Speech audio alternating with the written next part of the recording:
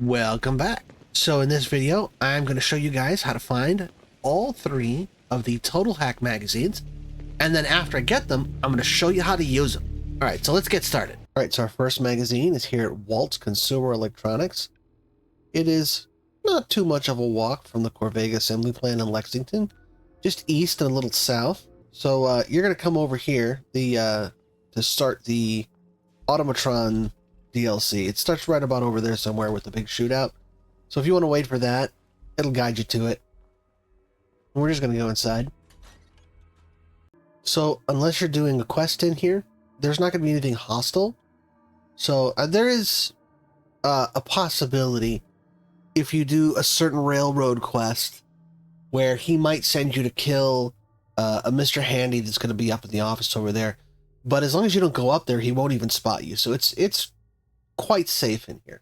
So when you walk in, you're just going to hop down here. And then we're going to go through this door. See, most of the Mr. Handys, they're just kind of floating around dormant. They don't mess with you. Now, this door, when you first get here, is going to be locked. But you just use this terminal to open it. You don't even have to hack the terminal. It's unlocked. So you just, I don't know why they put that there. It's just an unlocked door with extra steps. And then you're going to come over here, and it's just going to be sitting on this desk. There will be rad roaches in here, but that's it. And you just go ahead and pick it up. Hell yeah. And that's number one. All right, so for number two, we're going to head over here to Wildwood Cemetery. This is south of 10 Pines Bluff and just east of Bedford Station. If you head over to Bedford Station and then cross underneath this overpass, you'll come upon it right over here. Now, if you're higher level, there's going to be zombies here. I came here at, what level am I? 11. So when I got here, there wasn't really anything here, although there was a raider when I went inside that shack.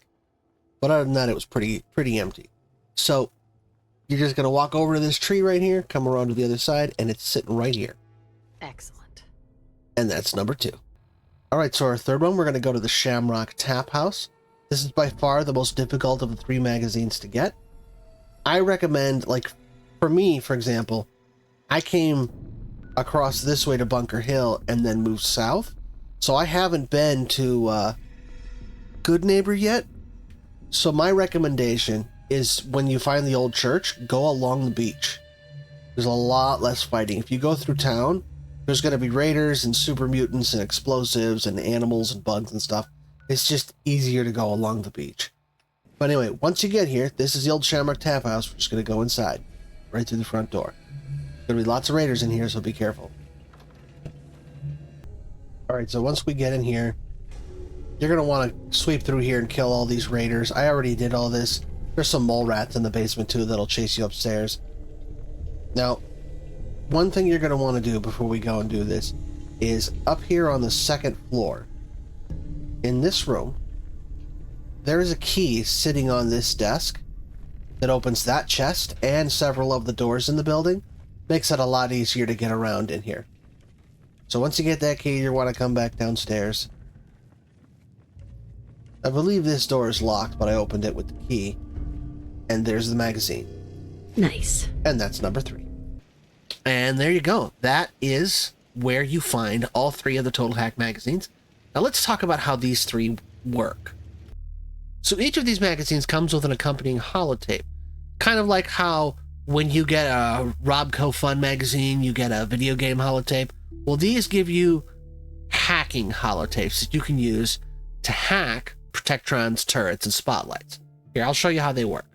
Okay, so here we have a Protectron and his associated computer. Now, this was locked with a novice lock. I already hacked into it. What you're going to do is you're going to go in here, and then you're going to load the Protectron override program. Now, normally, all you can do is activate the unit and then choose a personality. Let's go with law enforcement, right? So now he's going to come out and go, stand clear, and he's going to basically go hostile on monsters and stuff. But what you can do is sometimes Protectrons, if they're in a certain location, might be passive to enemies in that location. So one of the things you can do when you load the Protectron override is override its alliance parameters. Now, the only person it won't shoot is you and your companion. Now, this Protectron will not follow you when you leave, but the settings will persist if you come back. If I ever come back here, this Protectron will still be aligned to me. For this next demonstration, we're at the Federal Ration Stockpile. That is a decent way south from the Abernathy Farm and Sanctuary. Kind of off to the left edge of the map here. And here, we actually have both turrets and spotlights. So let's do the turrets first. So basically you have 4 options here, and they're pretty straightforward. Scramble targeting parameters means you just delete the targeting parameters.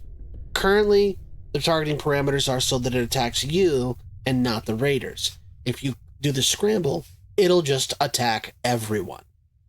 If you do override, what that does is it makes you the admin. So now it'll only attack the raiders and not me. Sabotaging the firing mechanism, it's literally a self-destruct. It just makes the turret blow up. And the remote targeting function allows you to specify specific targets if there's one currently in range of the turret, but I don't have any right now. There's no targets located. So we're going to do override. There. You see I changed admin user group allied? So now it won't fire on me. It'll only fire on the raiders. Now let's see what we can do with the spotlight.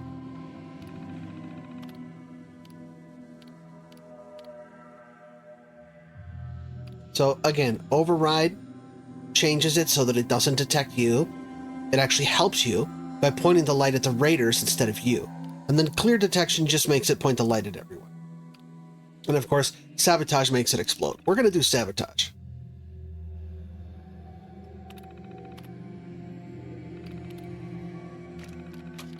If you forget to eject your holotape, usually it spits it out. Watch. I'll put it in the Protectron one. And you see how it gave me Protectron override program added? It just spit it back out.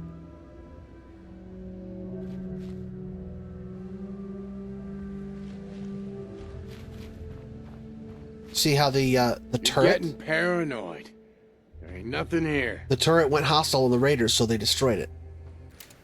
Hiding? From me? Light him up! Not even possible.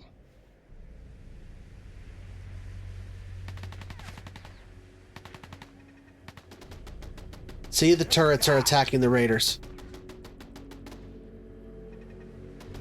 Where'd the little bitch go? They provide... They're not really strong enough to kill the raiders, but they provide a distraction so that you can do it. And so that's how you use the Total Hack Magazine holotapes. Thanks for checking out my channel. Don't forget to like and subscribe, and I'll see you guys next time. Bye.